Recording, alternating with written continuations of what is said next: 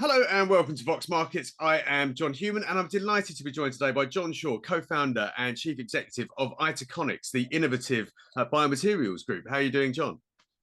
Doing great this morning, John. Great I'm to not be here. surprised. Fantastic trading update yesterday, which we're going to talk about now.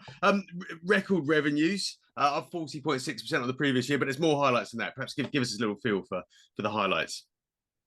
Well, from our standpoint, we've continued to perform on a story that we've been telling for many years. I think we've been up 50% compound annual growth rate since 2018, where we set off on the strategy we have. So it's a continued success of a story that we've been telling for a number of years. But to add another year is always great. 40% growth was great.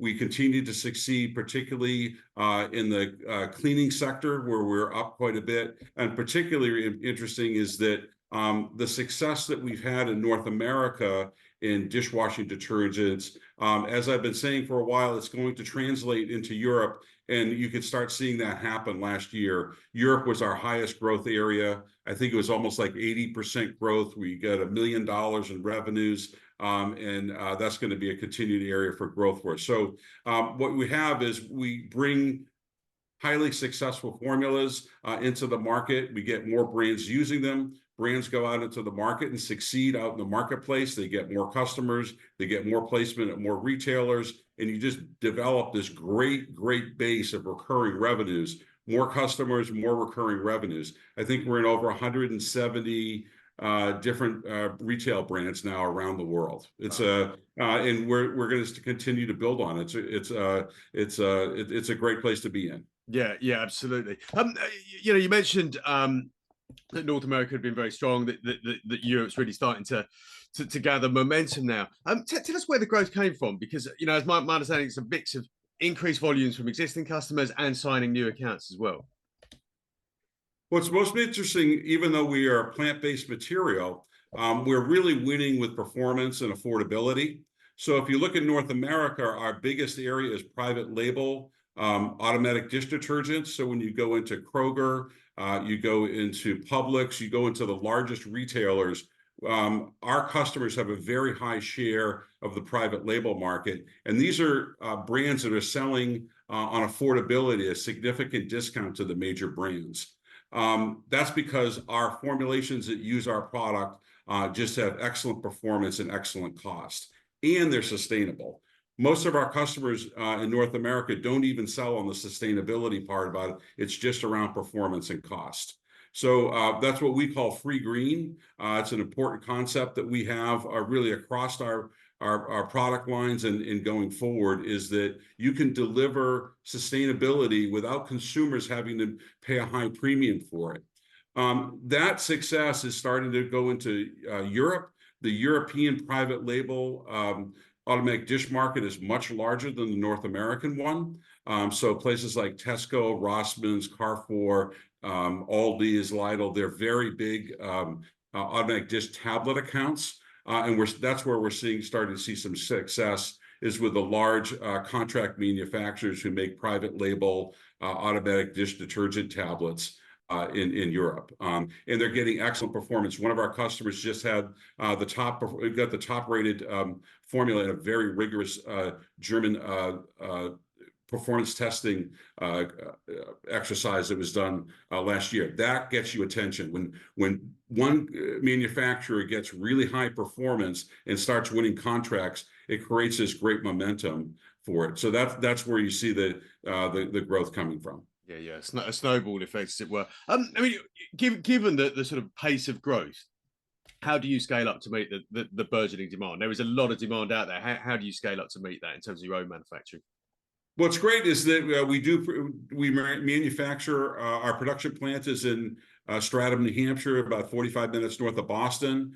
It's the only production facility of our polymers. These are proprietary, and we have substantial excess capacity there. We built the plant in 2017, 2018. We're still operating less than 50% of capacity, and we can add capacity at a very low cost, like in the hundreds of thousands of dollars cost side of it. So that part of it, in terms of any pull on our cash resources, very minimal for us to hit 20 million plus in revenues. So there's some really fantastic volume growth coming through the business. That must really help in terms of improving the profitability profile. As you put more volumes through the facilities, the margins must be improving quite drastically. Absolutely will, John. We will be amortizing our fixed expenses that we have at our current plant over larger volumes. And then eventually when we get to enough size, particularly with enough volumes in Europe, we'll be able to for very little money, be able to put a plant in Europe and take out some of the shipping costs that we have into Europe. It's all very straightforward, all very easy to handle, and all very favorable to us. Yeah. So it's the kind of operating leverage that investors love to see. They love to see. You mentioned leather as a potential new sector. Obviously, most of the revenues are coming through the cleaning division, cleaning segment at the moment. Perhaps talk about some of the other segments that you're exposed to, health and hygiene, and obviously some new segments that were supported by product development. Perhaps talk us through some of the developments there.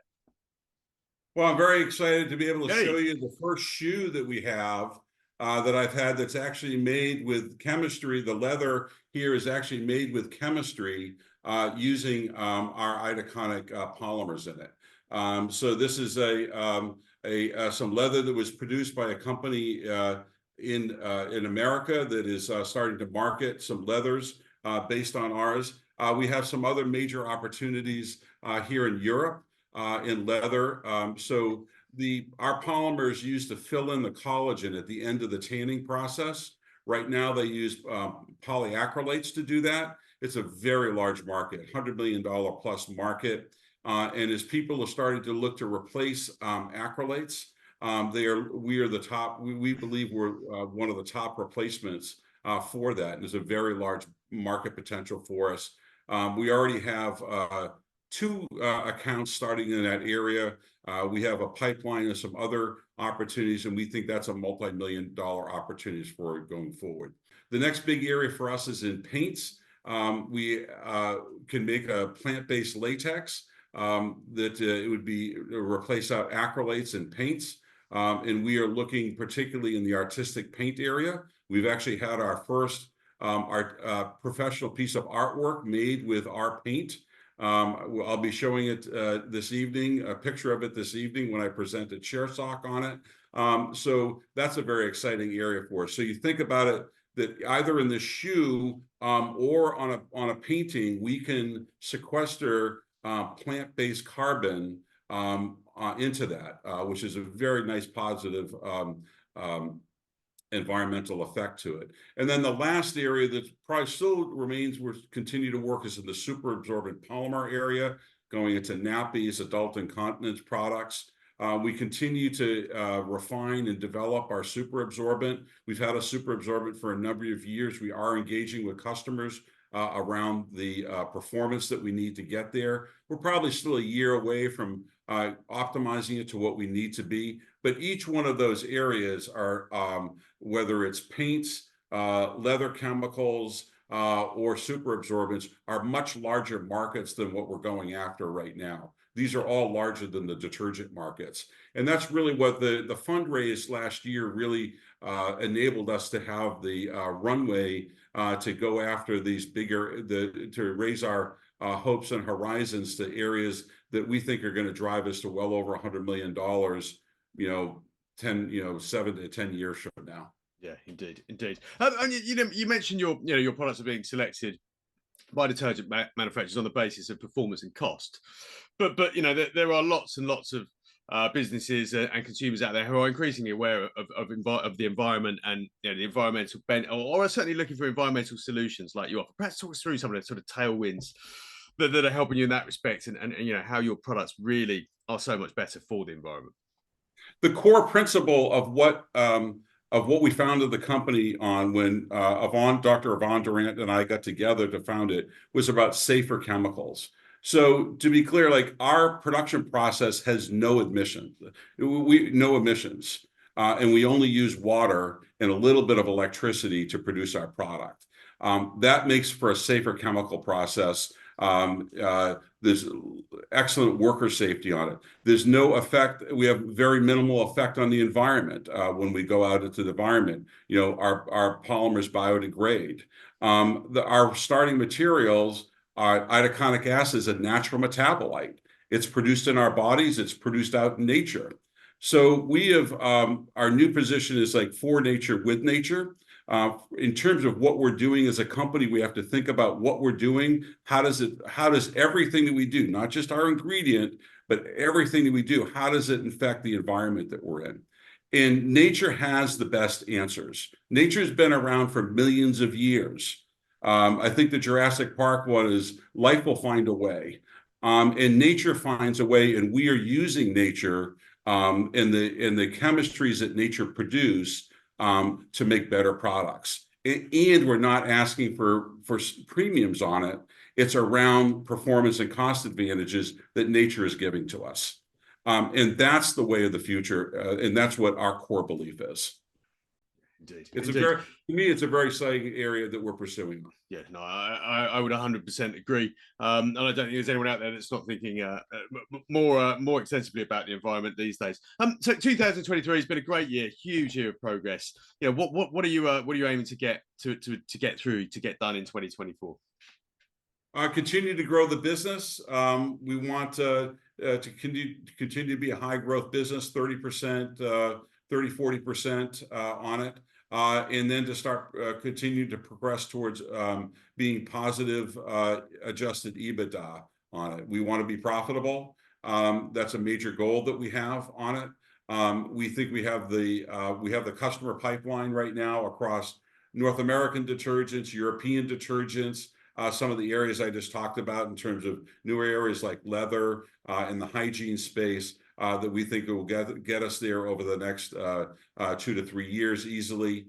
And then what we're really chasing to do is to be a much bigger company. So you'll continue to see the progress. Really, if you go back to 2018 and that 50% compound annual growth rates, other than there was a tiny little hiccup one year as we went through COVID, it's just been steady growth. And I think you can just snap a line on that one and see pretty much where we're going to go. Yeah, absolutely. Well, John, it's been an absolute pleasure talking to you. Congratulations on a great year. And it sounds like you've got all the ingredients in place to hit your plans. Thank you very much. Yes, we do. Thank you very much. Thanks.